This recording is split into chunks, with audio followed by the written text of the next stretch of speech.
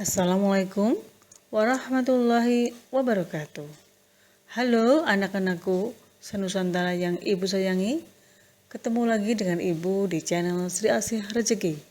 Kali ini ibu akan sampaikan mata pelajaran IPS kelas 7 semester 1 dengan tema Dinamika Kependudukan Indonesia.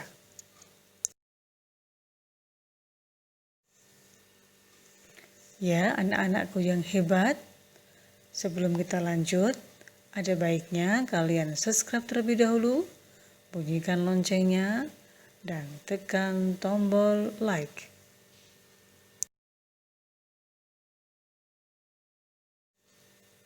Baik, anak-anakku, kita mulai pelajaran dinamika penduduk. Dinamika penduduk adalah perubahan jumlah penduduk pada suatu wilayah yang disebabkan oleh 3 faktor, yaitu 1. Kelahiran atau natalitas, 2. Kematian atau mortalitas, dan yang ketiga perpindahan atau migrasi.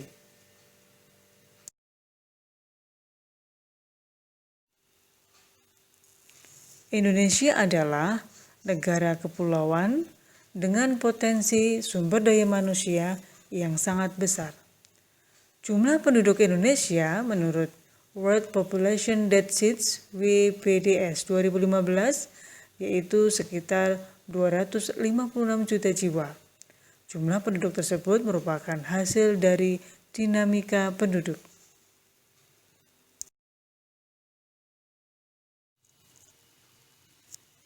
Cakupan materi yang akan kita pelajari adalah 1. Jumlah penduduk, 2. Persebaran penduduk, 3. Komposisi penduduk, dan yang keempat, pertumbuhan dan kualitas penduduk.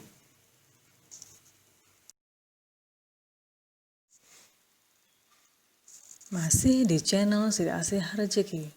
Anak-anakku, marilah kita coba pelajari. Yang pertama adalah jumlah penduduk. Perhatikan tabel dan gambar tersebut. Indonesia memiliki jumlah penduduk yang sangat besar. Berdasarkan data kependudukan dunia tahun 2015, jumlah penduduk Indonesia menempati urutan yang keempat. Perhatikan tabel tersebut.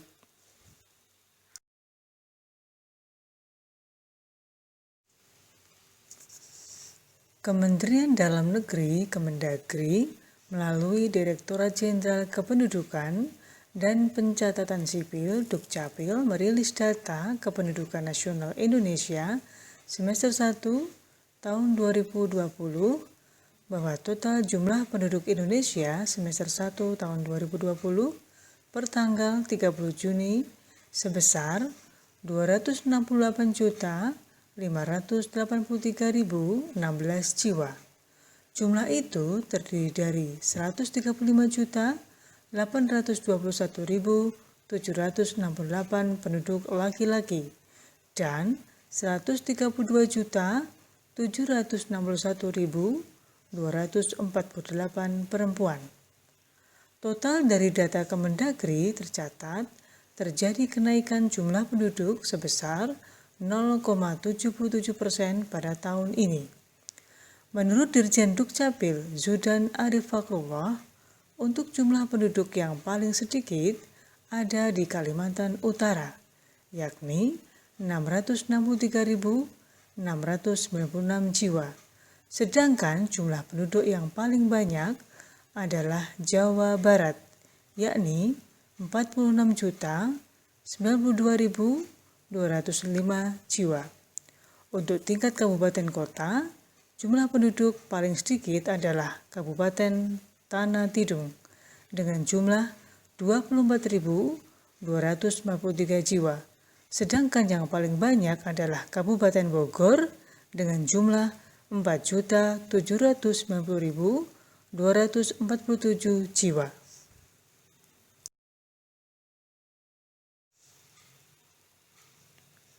Jumlah penduduk yang besar merupakan keuntungan bagi Indonesia. Dengan jumlah penduduk usia produktif yang berlimpah, adalah sebagai modal pembangunan suatu bangsa. Namun, di sisi lain, bisa menjadi kerugian apabila jumlah penduduk yang besar itu memiliki kualitas yang rendah. Dilihat dari pendidikan, kesehatan, dan kesejahteraan.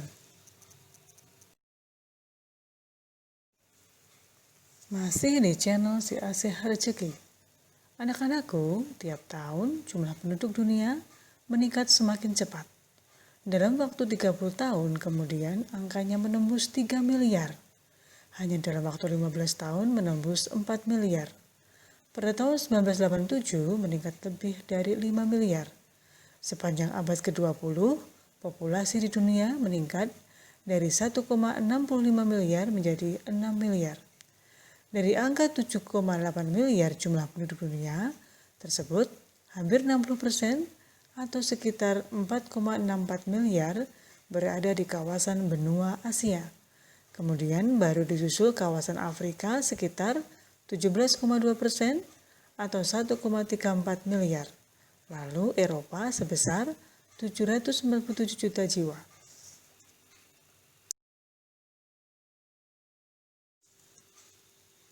Baiklah anak-anakku, kita memasuki materi yang kedua yaitu persebaran penduduk.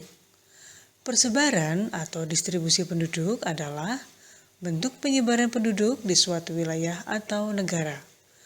Apakah penduduk tersebut tersebar merata atau tidak? Persebaran penduduk dapat dikenali dari kepadatan penduduk. Kepadatan penduduk merupakan indikator adanya perbedaan sumber daya yang dimiliki suatu wilayah. Wilayah yang memiliki sumber daya lebih baik, baik sumber daya alam maupun manusianya, cenderung akan dipadati penduduk. Perhatikan gambar tersebut.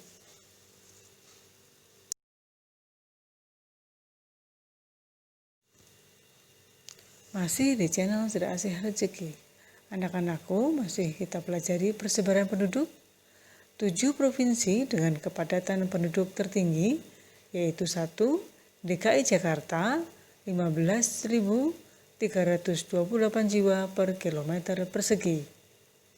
2. Jawa Barat, 1.320 jiwa per kilometer persegi. 3. Banten, 1.237 jiwa per kilometer persegi. 4. Daerah Istimewa Yogyakarta, 1.174 jiwa per kilometer persegi. Yang kelima, Jawa Tengah, 1.030 jiwa per kilometer persegi. Dan yang keenam, Jawa Timur, 813 jiwa per kilometer persegi. Dan terakhir Bali, 718 jiwa per kilometer persegi. Penduduk yang terkonsentrasi di Pulau Jawa ini menunjukkan persebaran penduduk yang tidak merata.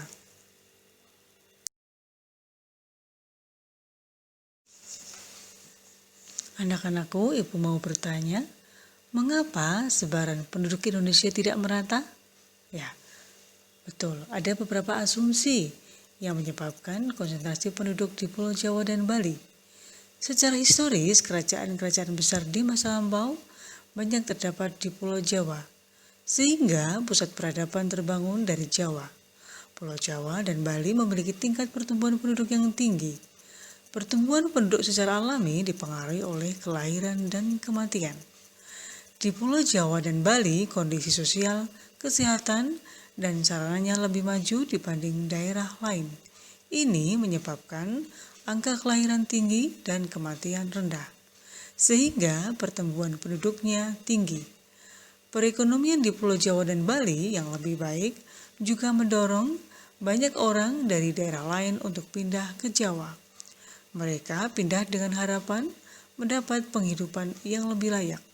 Sementara kota-kota besar di Jawa semakin padat. Kesadaran untuk melakukan transmigrasi masih rendah.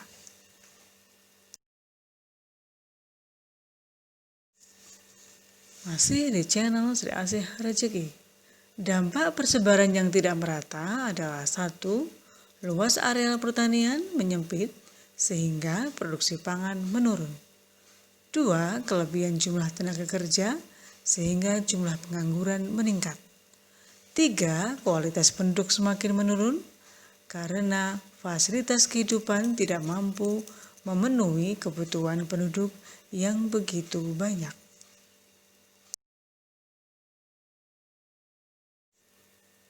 Baiklah anak-anakku, kita memasuki materi yang ketiga, yaitu komposisi penduduk.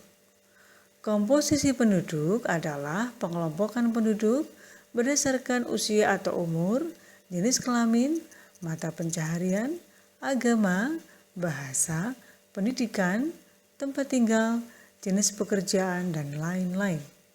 Komposisi penduduk diperlukan dalam suatu negara karena dapat dijadikan dasar pengambilan keputusan ataupun penentuan kebijakan dalam pelaksanaan pembangunan.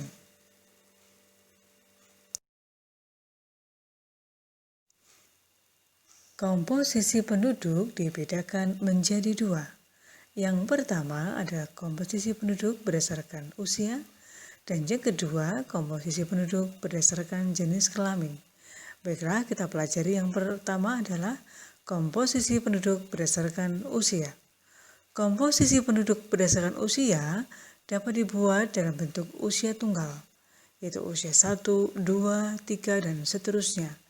Bisa juga dibuat interval usia tertentu, misalnya usia 0 sampai 5 tahun atau balita, dan seterusnya. Atau bisa dibuat berdasarkan usia non-produktif 0 sampai 14 tahun, atau tidak produktif yaitu lebih dari 64 tahun, dan produktif 15 sampai 64 tahun. Permasalahan dalam komposisi penduduk lainnya adalah apabila jumlah penduduk yang berusia di bawah 15 tahun dan usia 65 tahun jumlahnya lebih besar dari yang berusia produktif 15 sampai 64 tahun, menyebabkan penduduk usia produktif menanggung hidup seluruh penduduk usia non-produktif.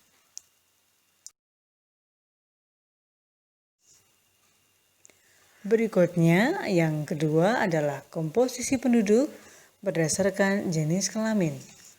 Komposisi penduduk berdasarkan jenis kelamin dapat digunakan dalam menghitung angka perbandingan jenis kelamin atau sex ratio. Perbandingan tersebut dapat digunakan untuk memperkirakan bentuk pemberdayaan penduduk sebagai sumber daya manusia sesuai karakteristiknya. Misalnya berkenaan dengan pekerjaan, tanggung jawab, serta bentuk pengembangan pendidikan dan pelatihan yang sesuai dengan potensi dan kemampuan penduduk.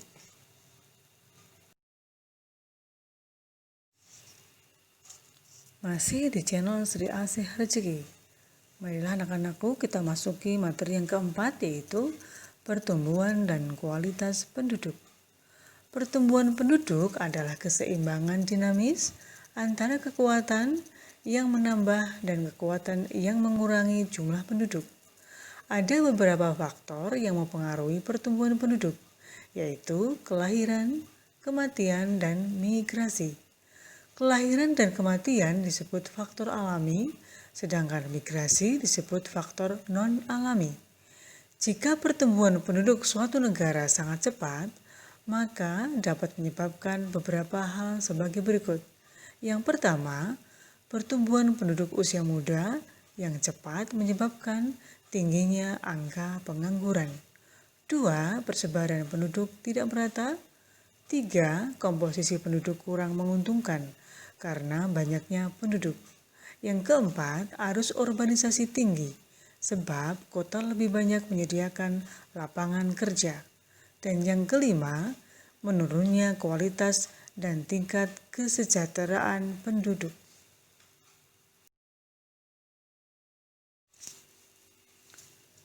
Jumlah penduduk Indonesia yang sangat banyak ini diperkirakan akan terus bertambah karena pertumbuhan jumlah penduduk yang tinggi. Hal ini disebabkan oleh angka kelahiran lebih tinggi dibandingkan dengan angka kematian. Pemerintah juga berupaya untuk meminimalisasi dengan menggalakkan program keluarga berencana. Namun, berita baiknya adalah jumlah golongan usia produktif juga akan selalu bertambah untuk membantu menggerakkan perekonomian negara. Saat ini Indonesia masih bermasalah dengan tingkat pendidikan, Tingkat pendidikan yang rendah akan mempengaruhi kualitas penduduknya. Masyarakat Indonesia menjadi kurang memiliki keahlian dan keterampilan dalam bekerja. Hal ini berdampak pada sulitnya masyarakat untuk mendapatkan pekerjaan yang sesuai dengan keahliannya. Selain itu, masyarakat Indonesia menjadi kalah bersaing dengan tenaga kerja asing yang ada di Indonesia.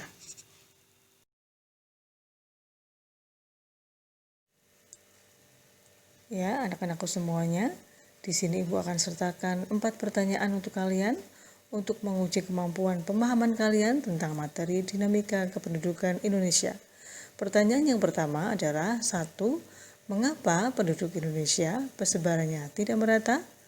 2. Apa yang akan terjadi bila mana pertumbuhan penduduk yang tinggi tidak diimbangi dengan kesempatan kerja yang memadai? 3. Dengan kualitas penduduk Indonesia yang masih rendah, bagaimana tingkat kompetisi dengan tenaga kerja asing yang bekerja di Indonesia? Dan yang terakhir, yang keempat, mengapa di Indonesia jumlah usia produktif lebih besar daripada usia tidak produktif dan usia belum produktif?